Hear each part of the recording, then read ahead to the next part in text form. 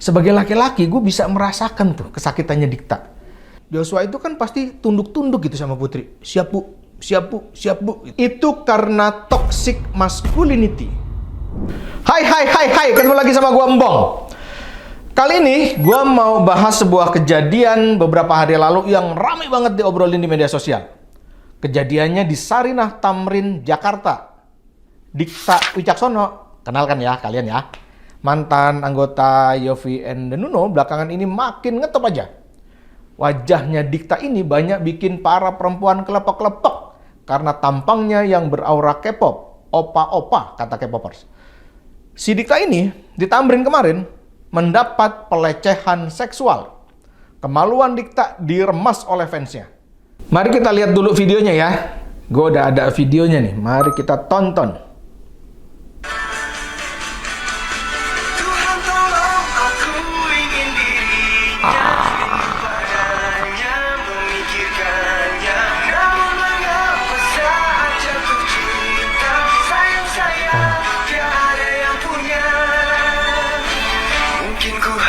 Sampai bungkuk itu sakit itu bos. Ya, itu videonya. Lo lihat kan ya? Dikta kelihatan kesakitan. Sebagai laki-laki gue bisa merasakan tuh kesakitannya Dikta. Itu pasti diremas dengan sangat keras sampai Dikta jalannya bungkuk-bungkuk kayak begitu. Itu sakit bos. Sakit, iya beneran sakit. Gue sebagai laki-laki bisa ngerasain itu sakit banget. Dan mari kita lihat sejumlah komentar netizen atas peristiwa Dikta ini. Ada yang bilang mau kasihan tapi lucu. Ada yang bilang juga gemes sih boleh, tapi jangan pilih tempat yang estetik juga dong ah. Ada juga yang bilang please kasih tahu aku di video yang mana pas Dikta dipegang. Jadi dia pengen ngeliat tuh Dikta diremas itu. Ada juga yang komen, lato-lato Mas Dikta, gimana nih? Lato-lato Mas Dikta kayaknya main sama fans. Kena main. Lato-lato Mas Dikta kena main sama fansnya kayaknya. Ada juga yang lain, semoga lato-latonya baik-baik aja Mas dan masih bisa kaget di pagi hari. Kawan-kawan, pertanyaannya begini. Kenapa pelecehan seksual yang dilakukan perempuan terhadap laki-laki kerap kali tidak dianggap sebagai pelecehan? Inilah Ruang Jernih, biar lo gak gagal paham. Kasih paham,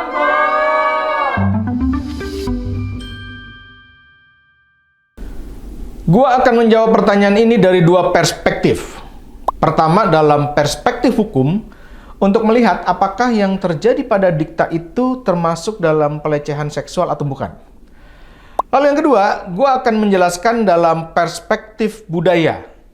Kenapa pelecehan seksual yang dilakukan perempuan terhadap laki-laki kerap tidak dianggap sebagai pelecehan. Oke, perspektif pertama. Mari kita lihat masalah ini dalam terang Undang-Undang Tindak Pidana Kekerasan Seksual atau sering disebut sebagai Undang-Undang TPKS. Ini undang-undang baru. Baru disahkan tahun lalu 13 April 2022. Undang-undang ini adalah buah perjalanan panjang perjuangan para aktivis perempuan di Indonesia dalam upaya melindungi kaum perempuan dari berbagai kasus tindak kekerasan seksual. Cerita di balik perjuangan undang-undang ini keren banget. Hormat gua buat para perempuan Indonesia. Kisahnya kalian cari sendiri lah ya di internet, itu seru banget ceritanya bagaimana mereka memperjuangkan undang-undang ini. Meski diperjuangkan oleh banyak kaum perempuan, namun undang-undang ini juga memaktubkan soal pelecehan seksual yang korbannya adalah laki-laki. Nah, mari kita pahami dulu apa definisi pelecehan seksual menurut undang-undang ini. Gue akan coba jelasin soal ini pelan-pelan supaya lo bisa benar-benar paham. Menurut Undang-Undang TPKS, pelecehan seksual adalah salah satu bentuk tindakan kekerasan seksual. Kekerasan seksual di sini berlaku umum ya pada semua orang. Apakah pelakunya laki-laki atau pelakunya perempuan? Juga apakah korbannya laki-laki atau korbannya adalah perempuan?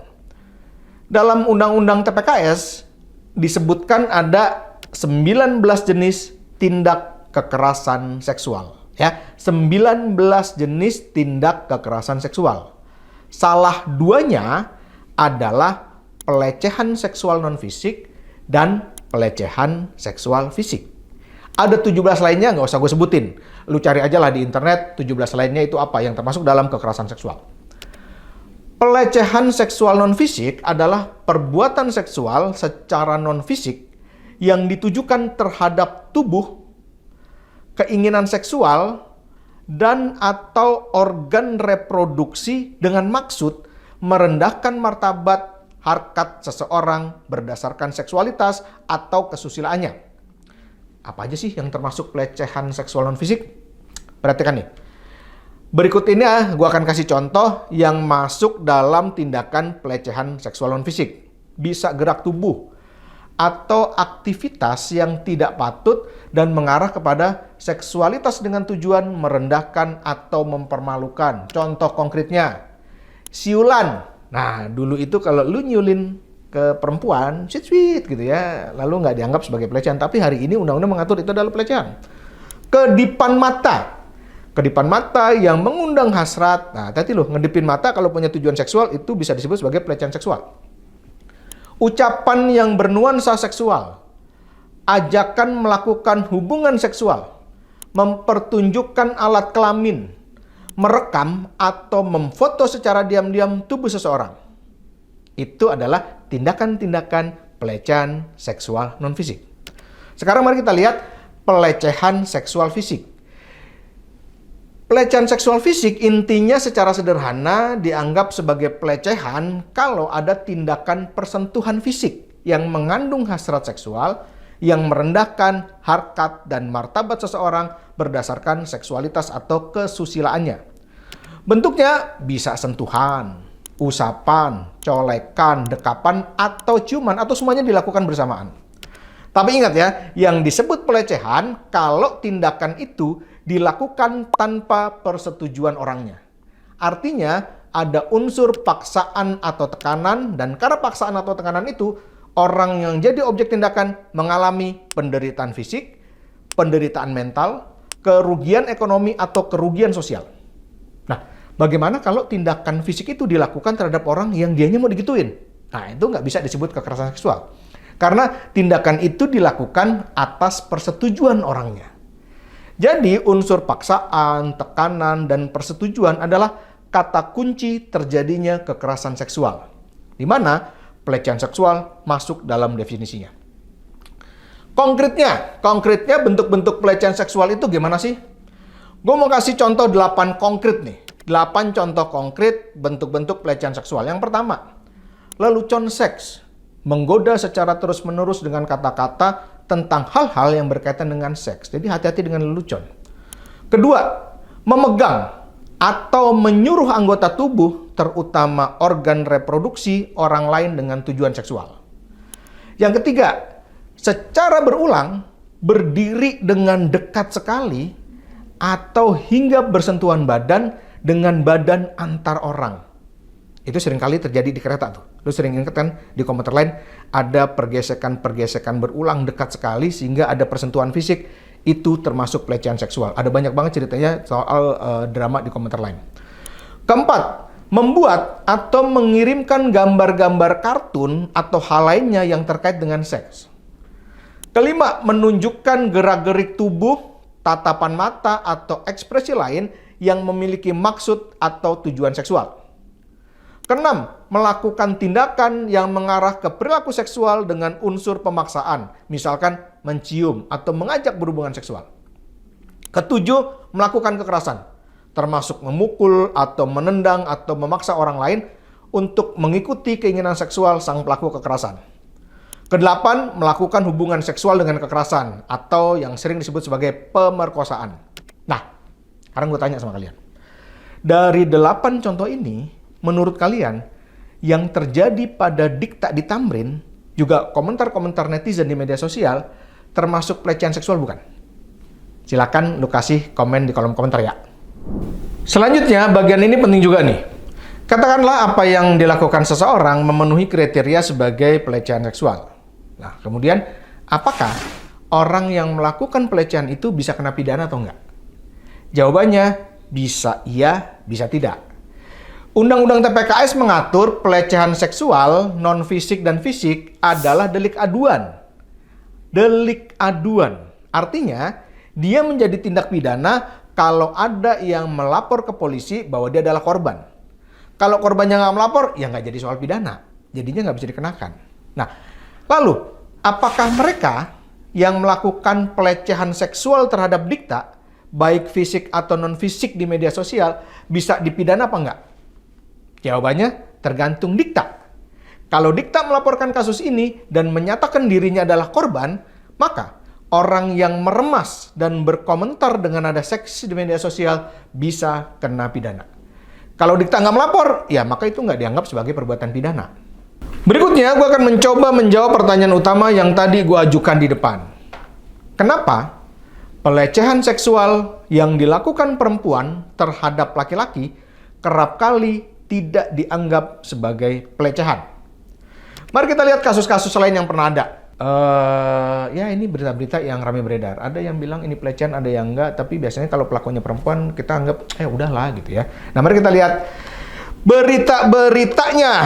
Gua punya catatan di sini. Yang pertama ada berita soal geger remaja diperkosa wanita dewasa. Stop, jangan dijadikan lelucon. Jadi, seorang remaja umurnya 16 tahun lapor ke polisi, dia mengaku menjadi korban pemerkosaan oleh seorang perempuan dewasa berusia 28 tahun. Ada juga yang ini juga rame nih, kemarin-kemarin nih, viral konten pranknya Thalita Pavita menjurus ke pelecehan seksual, warganet singgung pria juga bisa jadi korban. Tapi dalam kasus Thalita, kalau lu belum tahu ya, jadi Thalita itu ceritanya dia bikin konten, dia nanyain lokasi kepada laki-laki, tapi dia dekatin tubuhnya kepada laki-laki tersebut. Sampai deket banget. Lalu si laki-lakinya kelihatan risih banget. Dari 3 pria yang ditanyai oleh Thalita, semuanya terlihat berusaha menghindar. Dan nggak nyaman karena tubuhnya Thalita ini deket banget. Komentar netizen, pepet terus kak. Ada orang di TikTok ngomong gitu ya. Ada juga, salut ini buat mbaknya, update dong yang baru. Kayaknya dia menikmati banget konten yang dibuat oleh Thalita. Tapi Thalita di media sosial udah kasih klarifikasi kalau dia nggak bermaksud menempelkan payudaranya.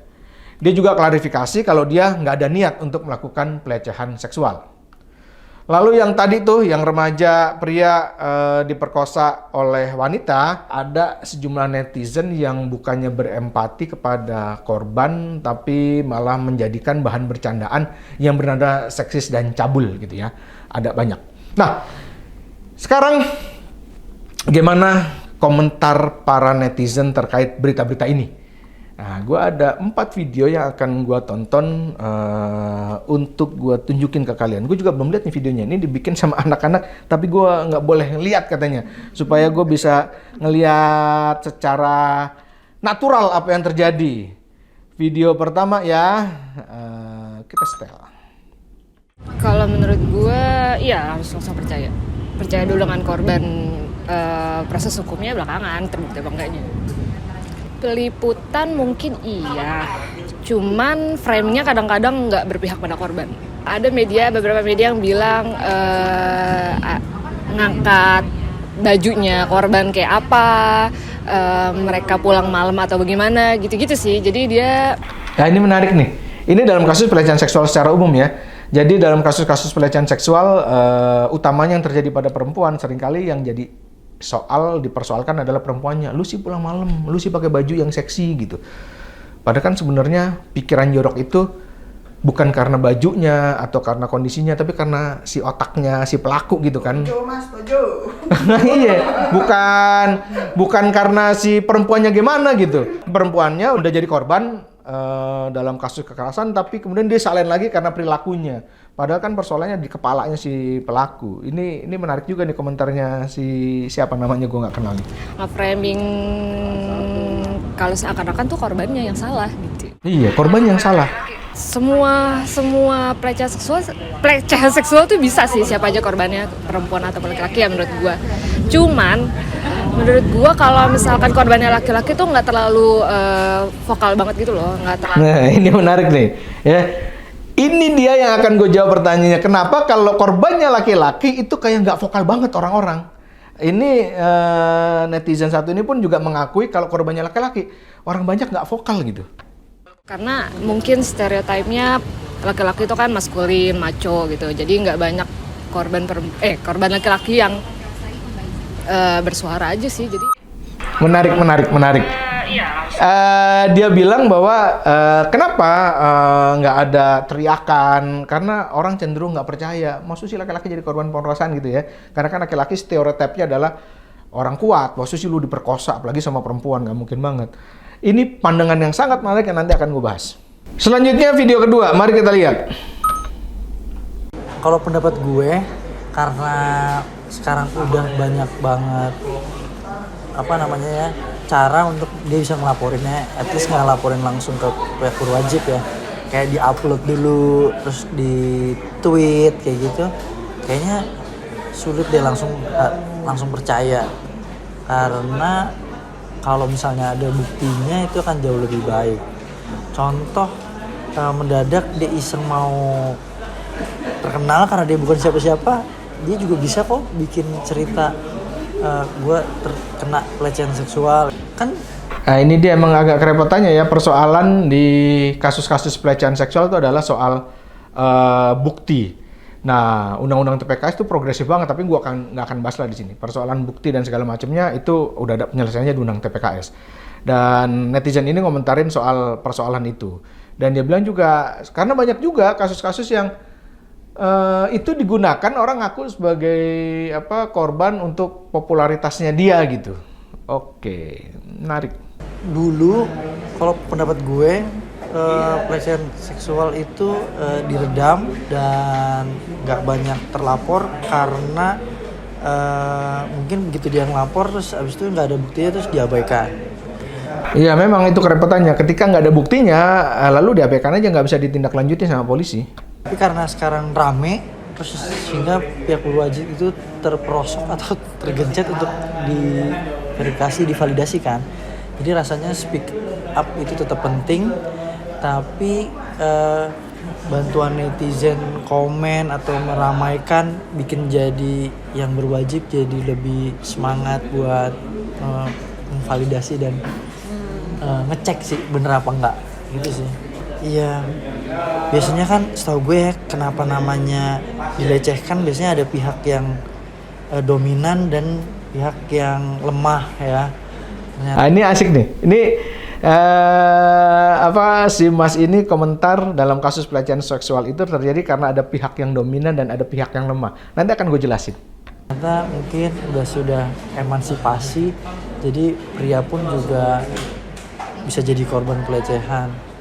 Ya jujur buat gue ini hal baru sih mendengar hal itu ya. Nah, ketika ditanya soal kalau korbannya ada laki-laki, dia bilang kan ada yang lemah, ada yang kuat ya. Jadi yang kuat dan yang lemah. Jadi kalau korbannya laki-laki, dia baru denger sih. Karena mungkin dalam perspektif dia, dalam bentuk yang lemah, yang kuat dan yang lemah, itu yang kuatnya adalah laki-laki. Jadi secara tersirat menurut gua, dia seperti nggak percaya bahwa laki-laki yang dipersepsikan sebagai kuat itu menjadi korban perkosaan. Nanti kita akan bahas. Ini komentar yang sangat menarik juga. Kita lihat video yang ketiga. Sebenarnya kalau langsung percaya, mungkin bukan yang nggak percaya ya, mungkin kayak bukan yang mempertanyakan, tapi lebih ke mengecek. Maksudnya sebelum kita menyalahkan si pelakunya, akan lebih baik kalau kita ngecek dulu sebenarnya ini beneran terjadi atau enggak. Kecuali kalau kasusnya Dikta kemarin kan kita lihat secara langsung ada videonya kan, jadi ya memang itu beneran terjadi gitu. Tapi kalau misalnya orang cerita aja, ya sebenarnya bukan nggak langsung mempercayai sih, tapi lebih ke bukannya menghakimi atau kayak enggak kali itu perasaan lo doang kali, bukan kayak gitu, tapi lebih ke kayak oh iya. Terus sebenarnya kalau dari peliputan beritanya menurut aku udah cukup baik, tapi kadang-kadang itu ada di bagian nama pelaku atau korbannya. Kadang-kadang tuh aku suka ngelihat kalau misalnya apalagi media cetak, bukan media cetak, apa sih, berita digital gitu, mereka suka pertamanya di atasnya mereka blur namanya siapa gitu, atau nggak pakai inisial, tapi pas di bawah-bawah tuh mereka suka nggak konsisten. Terus beberapa ada yang kayak jadi nggak pakai inisial lagi gitu. Nah, ini sebenarnya penting juga nih dalam perspektif jurnalistik yang baik dan benar, korban pelecehan seksual, korban kekerasan seksual itu harus dilindungi, nggak boleh disebutkan identitasnya. Kenapa? Ya, lu bayangin korban pelecehan seksual lalu dipublikasikan. Lu bayangin diri lu jadi korban pelecehan seksual yang serius gitu ya peristiwanya, itu kan malu.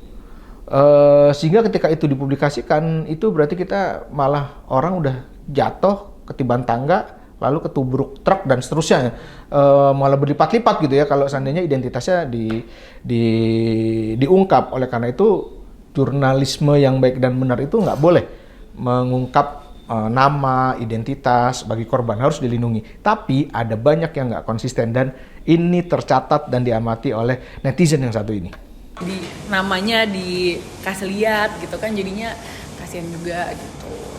Sebenarnya kalau dilihat dari pelecehan seksual dibandingin antara laki-laki sama perempuan, memang lebih banyak perempuan.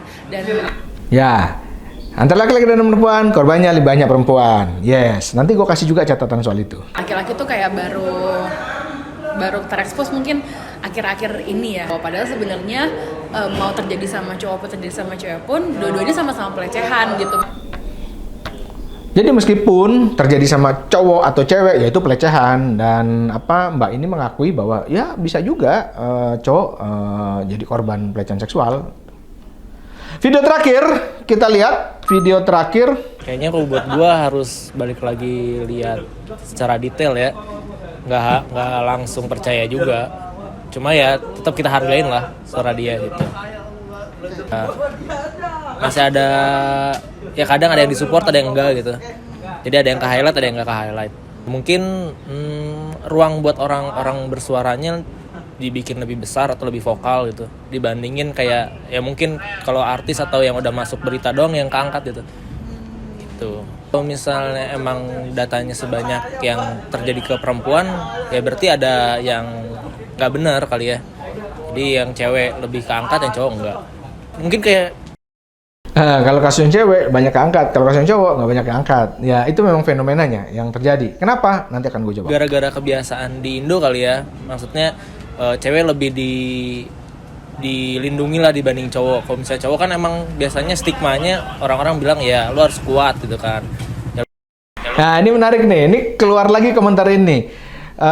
Kenapa yang cowok seringkali nggak terekspos, kalau cewek itu lebih banyak terekspos? Ada persepsi ya kalau cewek kan harus dilindungi, sementara kalau cowok ya lu kan harus kuat gitu ya. Ini adalah bukti konkret dari sebuah budaya atau cara pandang yang nanti akan gue jelasin dalam penjelasan gue. Lu harus bisa fight lah dimanapun lu ada. Nah, lu harus bisa fight lah dimanapun lu berada. Jadi lu sebagai cowok jangan lemah lah, apalagi jadi korban pemerkosaan. Masyarakat punya persepsi yang kayak gitu, dan itu adalah persoalan buat cowok. Oke, mari kita bahas. Gua akan menjawab pertanyaan utama dengan menggunakan perspektif kedua, yaitu perspektif budaya. Begini, dalam banyak kasus pelecehan seksual, wanita seringkali menjadi korbannya dan laki-laki adalah pelakunya. Tapi bukan berarti bahwa tidak ada kasus pelecehan seksual yang korbannya adalah laki-laki dan pelakunya adalah perempuan. Di sini ada catatan menarik yang dikeluarkan oleh Komisi Perlindungan Anak Indonesia atau KPAI pada tahun 2018. Laporan mereka menyebutkan di tahun 2018, 60% korban kekerasan seksual adalah anak laki-laki. Sementara anak perempuan yang jadi korban 40%. Pada kaum laki-laki, mereka yang rentan mengalami kekerasan seksual adalah anak-anak rata-rata di usia 13-17 tahun. Kalau perempuan cenderung tidak terbatas pada anak perempuan, tapi perempuan dewasa pun rentan mengalami kekerasan seksual. Nah, kalau kita lihat pelakunya, kita selalu menemukan bahwa pelaku kekerasan seksual terhadap anak laki-laki atau anak perempuan atau perempuan dewasa adalah laki-laki. Jadi laki-laki selalu dilaporkan sebagai pelaku. Kenapa sih kok bisa begitu? Begini penjelasannya.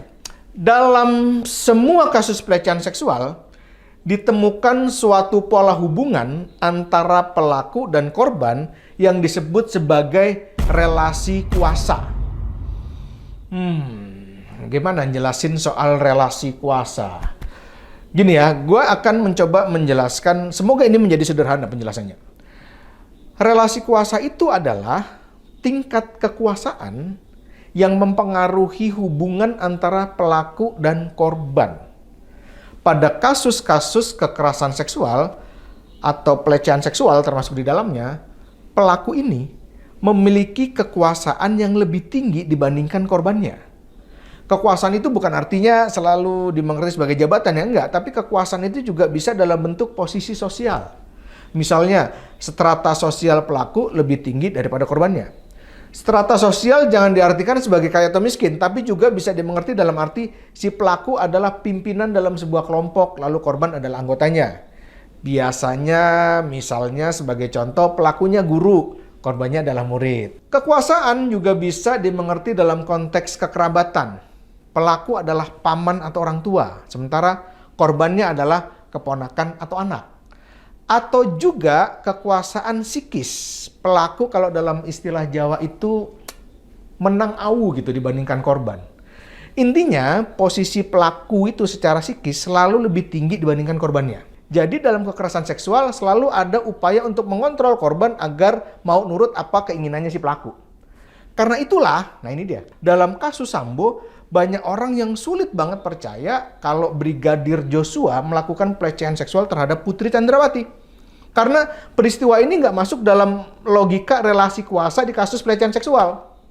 Posisi Putri jauh lebih berkuasa ketimbang Joshua. Putri adalah atasan Joshua, istri Jenderal Bintang 2. Sementara Joshua pangkatnya cuma brigadir, jauh bertingkat-tingkat di bawah Sambo suaminya Putri. Sebagai seorang ajutan, Joshua itu kan pasti tunduk-tunduk gitu sama Putri. Siap bu, siap bu, siap bu gitu. Kita kembali ke pelecehan seksual, kembali ke laptop. Dalam relasi lelaki dan perempuan, mana yang umumnya berada lebih tinggi atau siapa yang umumnya dianggap lebih berkuasa? Dalam masyarakat Indonesia, juga sebagian masyarakat dunia, lelaki umumnya berada dalam posisi yang lebih tinggi. Sehingga dalam relasi kuasa, cowok ini lebih tinggi daripada cewek. Inilah yang disebut sebagai budaya patriarki. Budaya patriarki adalah sebuah sistem sosial di mana laki-laki memegang posisi dominan dan memiliki kekuasaan lebih besar daripada perempuan. Dalam budaya patriarki, laki-laki dianggap sebagai pemimpin, sebagai penguasa, pembuat keputusan. Sementara perempuan seringkali dikurangi hak dan martabatnya dan dikehendaki untuk berperan sebagai pelayan dan pengikut. Lalu kenapa pelaku kekerasan seksual kebanyakan laki-laki? Nah, kita bisa memahami dalam perspektif terang budaya patriarki ini. Yaitu karena relasi kuasa laki-laki dan perempuan dalam masyarakat yang menganut budaya patriarki, dominasinya ada pada laki-laki. Lalu, apakah ada pelecehan seksual yang pelakunya adalah perempuan? Oh, ada. Meskipun laporannya tidak banyak, tapi ada kasus-kasus pelecehan seksual yang pelakunya adalah perempuan. Dan itu yang terjadi pada dikta. Kalau kita lihat penjelasan dalam perspektif hukum yang tadi udah gue jelasin di atas ya, yang gue jelasin sebelumnya, apa yang terjadi pada dikta di Sarinah Tamrin jelas adalah pelecehan seksual. Pelakunya adalah perempuan. Komentar-komentar netizen perempuan di media sosial atau kasus itu pun bisa kita lihat sebagai bentuk pelecehan seksual non-fisik. Pertanyaannya kemudian, kenapa kalau pelakunya adalah perempuan, sementara korbannya adalah laki-laki, seringkali nggak dianggap sebagai pelecehan? Gue ingin menjawab bisa jadi itu karena toxic masculinity. Konsep maskulinitas yang beracun. Konsep maskulinitas adalah sebuah cara pandang tentang bagaimana seorang laki-laki harus bersikap. Kita sering dengarlah bahwa laki-laki itu harus kuat. Tadi ya kalau kita ngeliat komentar netizen ada yang ngomong gitu kan, laki-laki itu kan harus kuat, lo harus fight dong. Laki-laki itu nggak boleh nangis. Laki-laki itu harus tegas. Laki-laki itu harus melindungi perempuan. Ini disebut sebagai stereotip tentang laki-laki. Ada juga stereotip tentang perempuan. Perempuan harus begini, begitu, dan seterusnya. Pandangan ini aja secara konseptual sudah menempatkan perempuan sebagai makhluk yang lebih lemah dibandingkan laki-laki. Ini adalah cara pandang yang sangat patriarki. Dan masih banyak lagi konsep tentang bagaimana seorang laki-laki seharusnya bersikap sebagai laki-laki. Konsep maskulinitas ini menjadi toksik atau beracun ketika ia menjadi bumerang bagi laki-laki karena laki-laki nggak bisa menunjukkan perasaan atau respon aslinya sebagai seorang individu karena tekanan sosial konsep tentang maskulinitas tadi. Sudah pengen banget nangis bos, tapi ditahan karena perasaan, gue kan nggak boleh nangis, laki-laki tuh nggak boleh nangis. Dulu emak gue bilang, bapak gue bilang laki-laki nggak boleh nangis. Jadi dia nggak bisa menampilkan dirinya sebagai apa adanya ekspresi individunya dia. Dalam konteks pelecehan seksual, seorang laki-laki yang menjadi korban bisa jadi menyangkal dirinya sendiri bahwa dia adalah korban. Atau dia malu menempatkan dirinya sebagai korban karena sulit sekali menerima kenyataan bahwa gila, gue korban bos.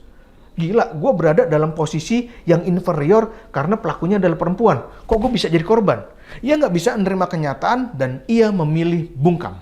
Seringkali masyarakat sulit menerima atau nggak mau percaya kalau laki-laki menjadi korban pelecehan seksual. Karena perempuan dipandang sebagai makhluk lemah, nggak mungkin laki-laki yang dipersepsikan kuat menjadi korbannya. Ada anggapan bahwa perempuan itu terlalu lembut untuk menjadi seorang pelaku pelecehan seksual. Dalam kasus Dikta, mungkin dia memahami sepenuhnya, itulah resikonya jadi orang ganteng dan terkenal. Dikta memberi persetujuan atas apa yang terjadi pada dirinya. Dalam hal ini, gue bersyukur banget pada Tuhan bahwa gue nggak ganteng dan nggak terkenal. Gimana? Udah paham belum? Belum. Kalau lu masih belum paham atau lu punya pandangan yang berbeda, tulis pertanyaan lu juga pandangan lu di kolom komentar ya. Nanti gue akan jawab di episode selanjutnya. Oke, Bu. Bye.